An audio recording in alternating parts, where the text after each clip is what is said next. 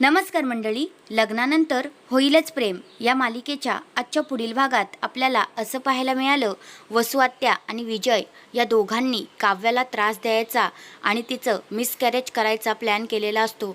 म्हणून आता त्यांनी घराच्या लाईटच बंद केलेल्या असतात आणि काव्याला त्रास व्हायला लागतो. काव्या म्हणते लाईट गेल्या आणि तिला आता घरामध्ये रूममध्ये घुसमट व्हायला लागते.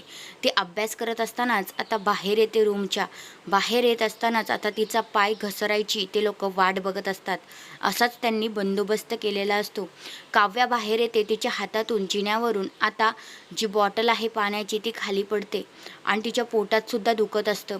आणि आता काव्या जिन्यावरून पडणार का हे पाहणं उद्याच्या भागात रंजक ठरणार आहे. मला तर असं वाटतंय की काव्या यांचा प्लॅन अयशस्वी करावं. काव्याने नको यशस्वी करावं. ही वसू आत्या आणि जो विजय जे काही कृत्य करतोय ते मला तरी अजिबात आवडलेलं नाही आहे. तर हा आहे आजचा पुढील भाग. तुम्हाला कसा वाटला ते कमेंट करून नक्कीच सांगा.